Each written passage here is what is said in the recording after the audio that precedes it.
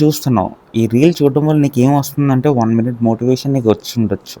లేదా కొంతమందికి ఏదో క్యాజువల్‌గా స్క్రోల్ చేసుండొచ్చు.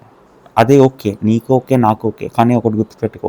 నువ్వు ఈ టైం నువ్వు రీల్స్ స్క్రోల్ చేస్తున్నప్పుడు అక్కడ ఇంకోడు రీల్ క్రియేట్ చేస్తూ ఉంటుంటాడు. లైక్ నువ్వు ఏ రీల్ అయితే చూస్తున్నావో మరి వాడు ఓన్ టైంని క్రియేషన్‌కి పెట్టుకున్నాడు. స్క్రోలింగ్‌కి పెట్టుకోలే. వన్ ఫైన్ డే వాడు ఏదన్నా స్టేజ్‌కి వెళ్ళినప్పుడు హీల్ బీ ఎర్నింగ్ అమౌంట్. వాడికి డబ్బులు వస్తాయి రీల్ చేసినందుకు. చూసినందుకు నీకు రావు. అలాగే నీ టైం టు సోషల్ మీడియా కానీ, నీ టైం టు ఇంటర్నెట్ ఇవన్నీ కానీ అవసరం లేకుండా ఎక్కువ టైం అనేది నువ్వు స్పెండ్ చేయకు. ఖాళీగా ఉంటే ఏదైనా పని చేయడానికి వాడు, లేదా క్రియేటివిటీగా ఏదైనా స్టార్ట్ చేసుకో నీకుగా నువ్వు.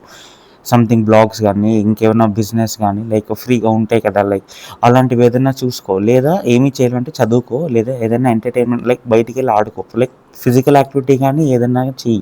అంతేగాని ఎక్కువ సోషల్ మీడియాలో ఉండడం వల్ల నీకు అన్ని రీల్స్ ఇలాంటివి వస్తాయంటే కాదు. ఎందుకంటే ఏవేవో వస్తుంటాయి, టైం పాస్ అయిపోద్ది.